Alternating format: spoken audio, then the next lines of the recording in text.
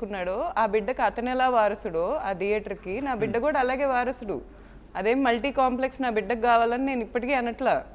కానీ అతను వెళ్ళిన ప్లేస్కి నా బిడ్డ వారసుడు.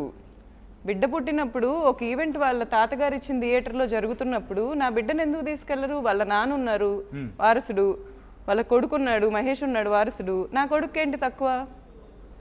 ఆవేదన ఉండదా సార్? కోడలన్నాక ఆ పాయింట్లో నేను ఆమెనన్నా 2 రోజులు ఉంచుకుంది, ఆమెకు బాగానే పక్కలేసింది, బాగానే ఉంచిందని. ఈ మాటకి నేను మీ మమ్మీని ఏదో క్యారెక్టర్లెస్ అన్నానని ఈ మాటలు అంటాం చాలా తప్పు.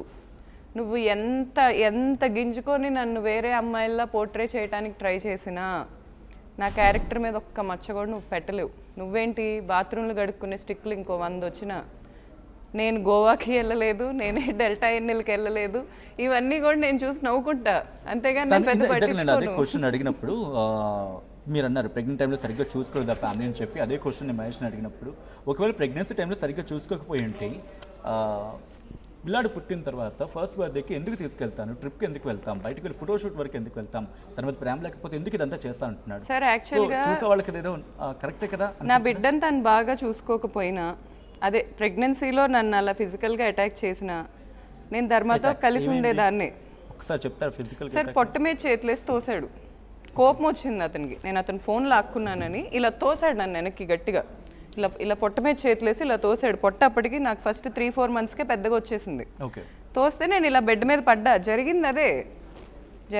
ఇప్పుడు జరిగింది నేను చెప్తున్నానని జరగని నువ్వు చెప్పి 90% అబద్ధాలు నేను చెప్తున్నాను అన్నావు. సరే నేను చెప్తున్నా, నువ్వు ఇక్కడికి రా, నేను కరెక్ట్గా 5 విషయాలు అడుగుతా. ఆ 5 నేను ఒక్కటన్నా అబద్ధం చెప్తున్నానా? తన్ని రమ్మనండి సార్ అడుగు. ఎందుకంటే తను చూస్తూ ఉంటాడు, తను బహుశా చూస్తూ ఉండొచ్చు. ఎందుకంటే ఎదురుపడిన వ్యక్తి ఎందుకు చూడడు సార్? నాకు బేసిక్గా ఫస్ట్ది ఇప్పుడు ఓకే వద్దులేండి సార్. ఇప్పుడు అడగండి, ఎందుకంటే సార్ ఇప్పుడు నేను ఇక్కడ తను వచ్చినప్పుడు కూడా అదే అడిగా, అసలు మీ ఇద్దరి మధ్య ఇష్యూ ఏంటి, ఎక్కడ సాల్వ్ చేసుకునే విషయాలు ఎక్కడ కాదు. బట్ ఎలిగేషన్స్ వేసుకున్నప్పుడు బ్యాలెన్స్ చేసుకోవాల్సిన అంశాలు కూడా ఉంటాయి కదా. సరే, నాకు నవ్వు వస్తుంది, ఐఎమ్ సారీ. ఎందుకంటే నాకు యాక్చువల్గా కింద నేను కొంచెం నన్ను ఆపినప్పుడు కొంచెం నాకు ట్రిగ్గరింగ్ అనిపించింది, కానీ పైకి వచ్చి ధర్మాన్ని చూసినప్పుడు నాకు నవ్వు వచ్చింది. ఎందుకు వచ్చిందంటే చాలా బ్యూటిఫుల్ లైఫ్ అతనిది, చాలా బ్యూటిఫుల్ లైఫ్. అతనికి బ్యాక్గ్రౌండ్ ఫాదర్ బాగా రిచ్. ఓకే, నేను ఇప్పుడు ఈ పాయింట్ చెప్పాను కదా, నన్ను క్షమించేయండి, ఇంక మీరు పూర్ కాదు, ఓకేనా? ఈ ఒక్క పాయింట్ నేను చెప్తే చాలా వాళ్ళకి మీరు రిచ్చే, సరేనా? ఇప్పుడు నీకు రిచ్ ఫాదర్ ఉన్నాడు, నువ్వు ఇది కాదు ఇంకేం పెట్టుకున్నా నీకు సపోర్ట్ చేస్తాడు, సరే okay, very good, well and good. నీకు 2 సినిమాలు పడ్డాయి. ఎంతోమంది టాలెంట్ ఉన్నోళ్ళు, ఎంతోమంది క్యారెక్టర్ లేక లేకపోతే డబ్బు లేక ఈరోజు ప్రతిదీ కమర్షియలే. నేను రిజెక్ట్ చేయనది, ఏదైనా కమర్షియలే. ఇప్పుడు అబద్ధం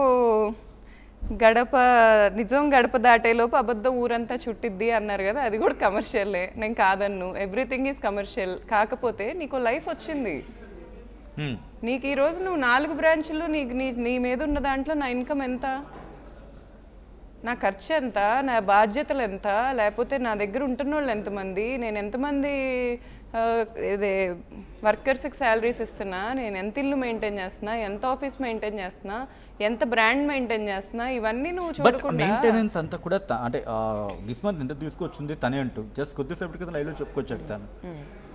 ఏం జరిగింది గిస్మత్ అంతకు వెళ్ళడానికి కారణం తనా మీరా?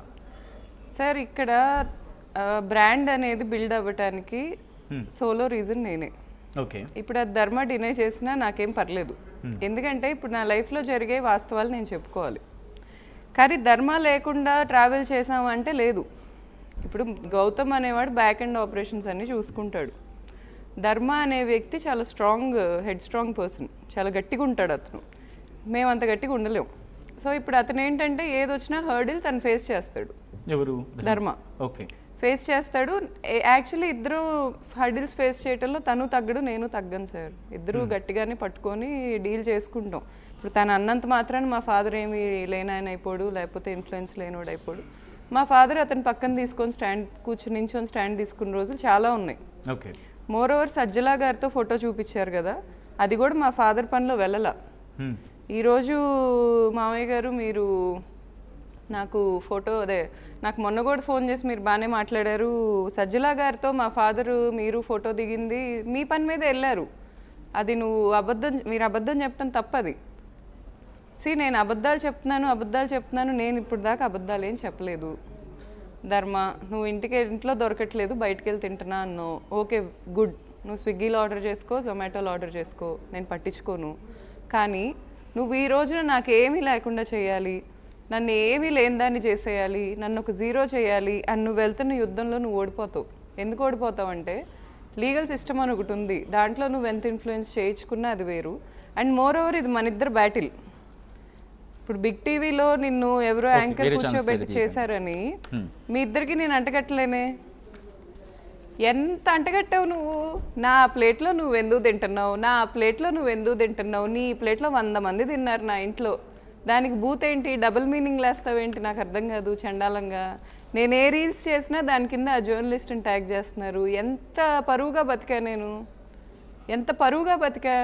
ఈరోజు నేను ఏం చెయ్యని దానికి నా మీద బురద చల్లుతున్నావు నువ్వు. మరి నీకు నీ బిడ్డ మీద ప్రేమ ఉంటే తన తల్లి ఏమీ చేయకుండా బురద చల్లుతావా నువ్వు? ఒక్కసారి ఆలోచించు, మీ అమ్మని నేను అనకుండానే అన్నానని అంత బాధపడుతున్నావు, మరి రేపు నా బిడ్డకి నేనేమీ చేయకుండా నాకు నువ్వు ఇంత అంటగట్టావని తెలిస్తే ఎలా రియాక్ట్ అవుతాడు? కొంచెం ఆలోచించు, కొంచెం పాజ్ తీసుకో, కొంచెం బ్రీత్ తీసుకో. మీడియాకి రావటం వల్ల న్యాయం ఏమన్నా జరిగిద్దా అంటే నువ్వు రా, నాకైతే న్యాయం జరిగింది, నువ్వు ఫస్ట్ నాకు డైవర్స్ ఇవ్వనన్నావు. బట్ అదే అంటున్నాడు, నేను తనకు డైవర్స్ కావాలని చెప్పి మీడియా ప్లాట్ఫామ్స్కి లేదా సోషల్ మీడియాకి వెళ్ళిపోయి గోల పెడుతుంది, బట్ నేను కదా ఇచ్చింది ఫస్ట్ డివోర్స్ అని చెప్పి.